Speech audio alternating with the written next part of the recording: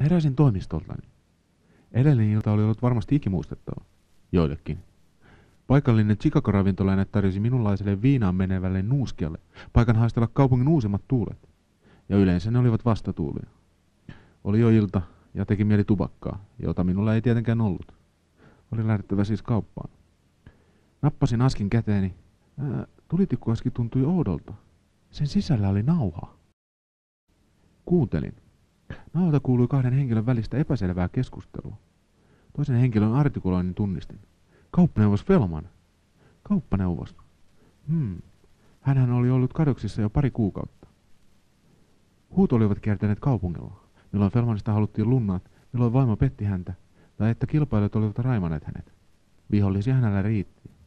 Fellman oli rakentanut muutama vuosi sitten kaupungin laidalle Eiffeltornin kaltaiset kaksoistornit.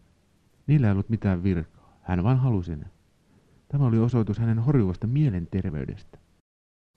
Pari viikkoa sitten hänen luultiin löytyneen kiskoilta, tai hänen osiaan.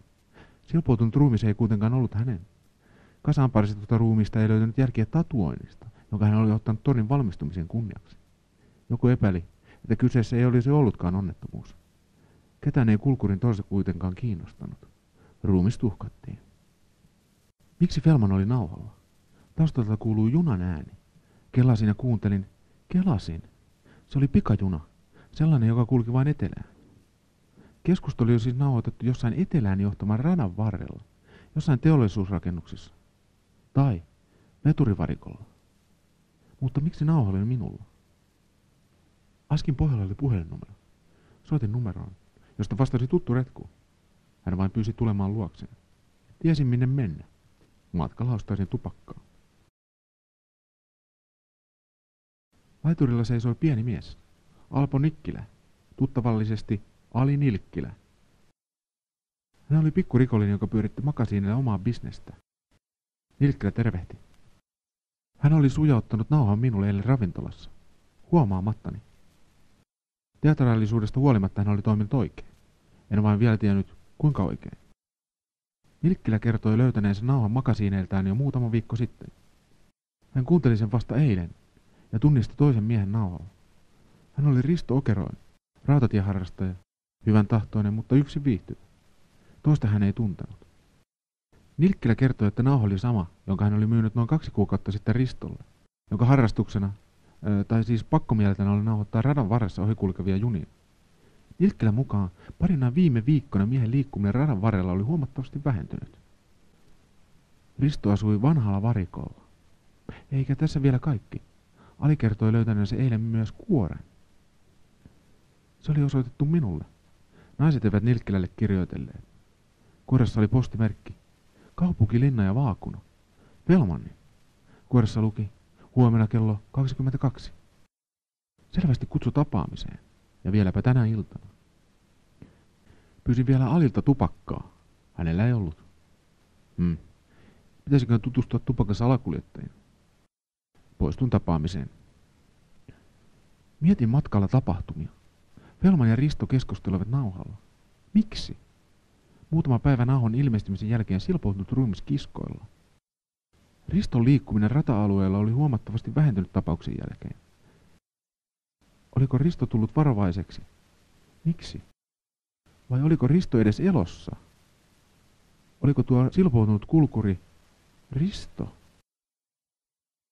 Ajattelun katkaisi tupakan himo.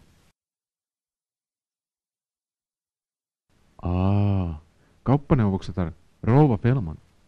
Hän oli miesten huomattavasti nuorempi ja viehättävämpi. Nyökätin päätäni kauppaneuvoksettarelle. Hän myönsi, että oli toimittanut kuoren Nilkkilälle. Hän tiesi, että hän tunnemme toisemme ja että Nilkkilä ei tekisi mitään ennen kuin olisi ilmoittanut asiasta minulle. Fiksu tyttö. Rouva alkoi olemaan epätoivoinen miehen suhteen ja otti siksi yhteyttä. Oliko rouvalla epäilyksiä, miksi hänen aviomiehensä oli kadonnut? Kauppaneuvos oli saanut tietää rouvansa suhteesta autokuljettajansa Saksalaan. Fellman ei asiaan ollut reagoinut mitenkään. Se herätti epäilyksiä. Sitten erään aamuna hän oli vain kadonnut. Mutta miksi? Sitä rouva ei osannut sanoa. Rouva pyysi pitämään asian salassa ja löytämään miehensä ennen kuin jotain pahaa sattuisi. Jotain pahaa oli jo sattunut, ajattelin. Lupasin rouvalle hoitaa asian. Kysyin vielä, olisiko tupakkaa? Saksala murahti. No, eipä tuolla väliä. Tiesin kuitenkin mitä halusin. Löytää Fellmanin. Varikko oli ollut pitkään joutomaana, mutta silti siellä asui ihmisiä. Alue houkutteli monenlaista laitapuolen kulkijaa erakkoa. Tämän sotkun keskeltä piti löytää upporikas, mielenvikainen, muka rautatieharrastaja, mietin ironisesti. Ikkunasta loisti valoa. Ehkä saisin ensi alkuun tupakkaa. Ja siinä sivussa vihjeitä. Vaunu olikin vanha lumiaura. Nousin rappusia ja koputin ovelle. Kukaan ei vastannut. Kokeilin kahvaa. Ovi olikin auki. Raotin sitä. Lattialla makasi mies. Ilmeisen kuolleena. Risto. Ei Risto. Jalassa tatuointi. Pihalta kuului auton ääni.